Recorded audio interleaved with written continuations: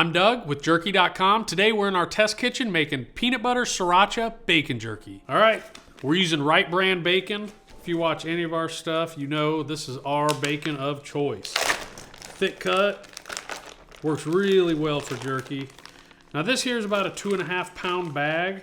So we usually do our test runs here in about 2 pound batches. So I'm gonna take about 80% of that, set the rest of it aside for another special project.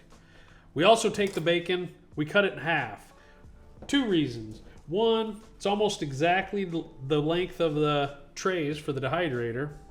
And 2, if you leave these at full length, when you put it into the bowl and mix everything up, it gets all tied up into knots. So it makes it really hard to rack. So got our bacon cut in half. Now the laborious part of this is you want to peel every single piece away, because what happens in this pre-sliced meat is it really sticks together. So if you're not careful, you can mix this stuff up and some of these pieces will never come unstuck. What that means is the marinade never even gets on half of the piece of bacon. So first things first, peel it all away. All right, with all the bacon laid out, I'm gonna shift over. I'm gonna bring the Thermomix in.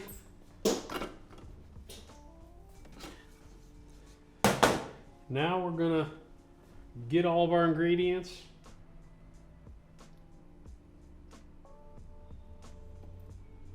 Right in the mix.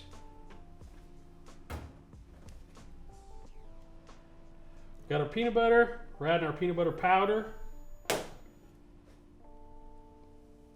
Sriracha, of course. Brown sugar. Soy sauce, and half a cup of water. Thin that out a bit. Now if you need the full recipe for this, the link's going to be in the description. That'll take you right over to our blog. You can get all the details for this one. All right, so we'll fire this up, try to get this to the right consistency. Looks like it's soupy enough, not too soupy. I think that'll cover the bacon really pretty well. We're gonna add all this orangey, peanut buttery, sriracha-y soup. Time to get dirty. Now you really want to massage this stuff around. That bacon really tends to stick together. So you want to just really keep tossing this. It's gonna take you a minute, but you want to just keep tossing it so that every square inch of that bacon gets covered. All right. That's thoroughly mixed up. I feel good about that. Now all we gotta do, seal it up tight. Let's throw it in the fridge.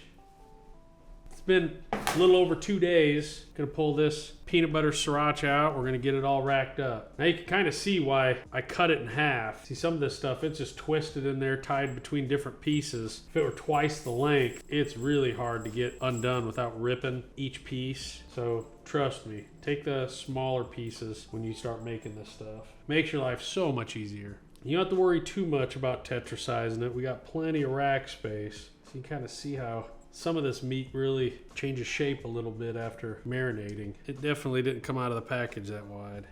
All right, now we're gonna turn this dehydrator on. Set your time and temperature for your desired texture. I usually run the bacon at a higher temperature than the beef, so I'll run it about 158 degrees, and I'm gonna start checking it at about 5 hours. I expect it to run about 5 to 6 hours total. All right, so all in all, this bacon ran at about 5.5 hours, and then sat room temperature for about 3 or 4 hours. It's got a pretty good texture. It's not too oily on the surface, which is hard to do on bacon. It's got good pliability.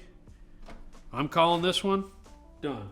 All right, this has a pretty good texture. It's not overly oily. It's got good pliability. Smells peanut buttery. Let's give it a try.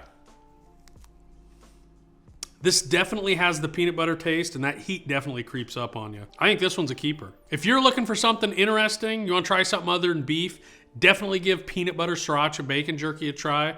You'd be surprised how easy this is to make. If you found any value in this video, please like and subscribe to this channel. And if you have a great idea for a jerky flavor, leave it down in the comments. Who knows, we may make your flavor in our next recipe in the test kitchen.